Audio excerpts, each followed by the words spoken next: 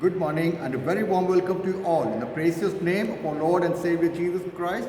All those who are watching online service of St. Thomas Church from different parts of the city and the country and probably out of this country also. It's a very warm welcome to you all. Today we are celebrating 7th Sunday after Pentecost. And the theme for today, from very small beginning, God produces great results. The collection readings are found on page 144 from the readings for Sunday worship, and for the Lord's Supper booklet, section 3, page 105. The call to worship. Who is like unto the Lord our God, that sitteth enthroned on high, yet looketh down to behold the things that are in heaven and earth. Section 3. The grace of our Lord Jesus Christ, the love of God, and the fellowship of the Holy Spirit be with you all, also with you. Almighty God, to whom all hearts are open, all desires known, and from whom no secrets are hid, cleanse the thoughts of our heart by the inspiration of your Holy Spirit, that we may perfectly love you and worthily magnify your holy name. Through Jesus Christ our Lord. Amen. The Kyries. Lord, have mercy. Lord, have mercy. Christ, have mercy. Christ, have mercy. Lord, have mercy. Lord, have mercy. Let us pray the collect for today. Teach us, good Lord, not to despise what is small or lose heart at the sight of our weakness, but putting our trust in your almighty power, patiently to pray and work for the spread of your kingdom. Through Jesus Christ our Lord, who lives and reigns with you and the Holy Spirit, one God, now and forever. Amen. So, scripture readings.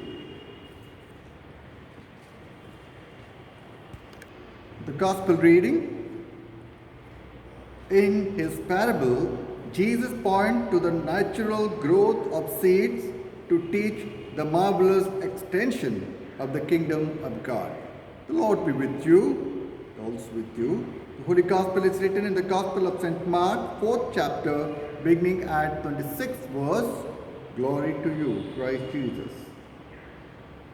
Jesus said, the kingdom of God is as if a man should scatter seed upon the ground and should sleep and rise night and day.